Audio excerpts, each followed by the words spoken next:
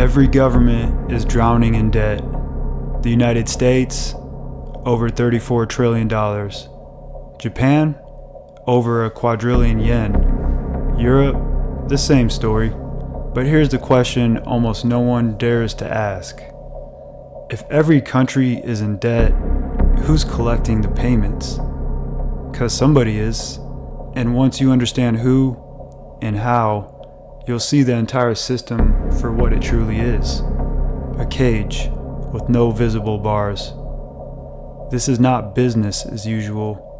What's happening right now isn't just another economic cycle. It's not partisan politics. It's not something that will fix itself in a few years. This is a global realignment of power, the kind you only see once every few centuries. History is about to repeat itself.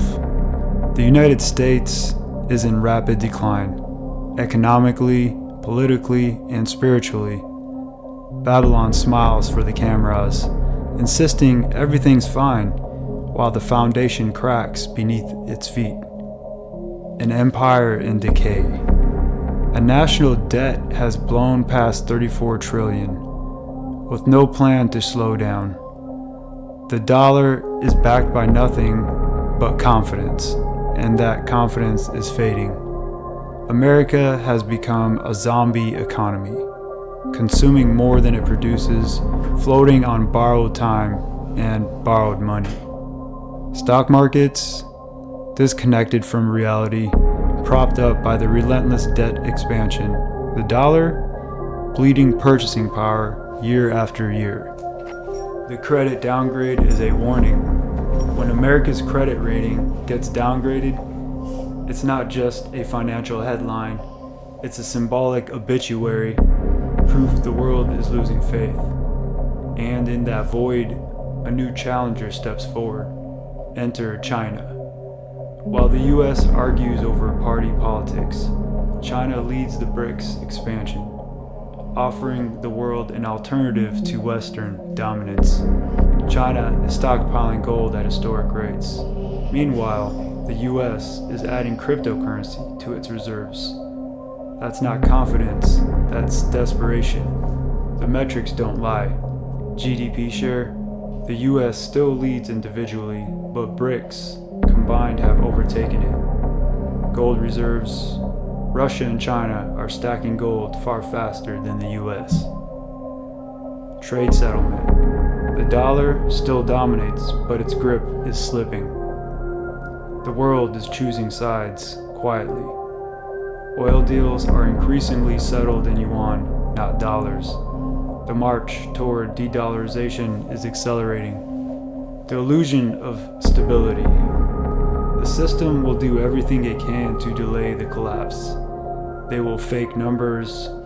They will shift the narrative. They will call the crisis temporary, manageable, or conspiratorial. Remember this when you see the headlines.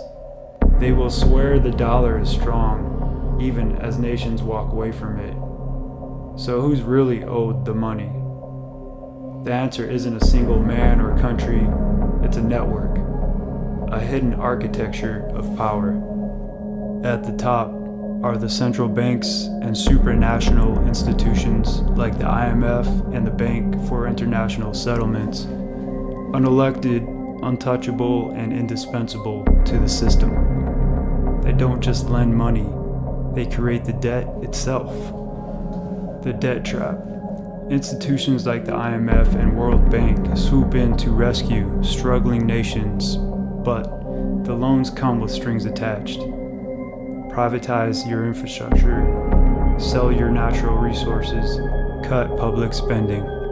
This creates permanent dependency, a financial leash that's never meant to come off. The invisible owners. Above the institutions are the private banking dynasties, families and entities that never appear on ballots, yet shape the laws that govern nations. They profit no matter which party wins, no matter which currency rises or falls, because for them, debt is the product. The game was never about money, The system isn't designed to pay debt off. It's designed to grow it. Because as long as you owe, you're controlled. The real game is about power. And when the US finally loses its grip as the world's financial anchor, that power will shift permanently, and there will be no going back. The choice? When you hear politicians argue over budgets or watch the media blame one party for the crisis, remember this. It's not left versus right. It's not red versus blue.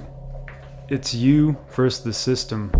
And when the dust settles, the map of power will look nothing like it does today. The meek shall inherit the earth, because they see through the illusion, and we, the lions, will roar. Remember, you're either the lion or the sheep.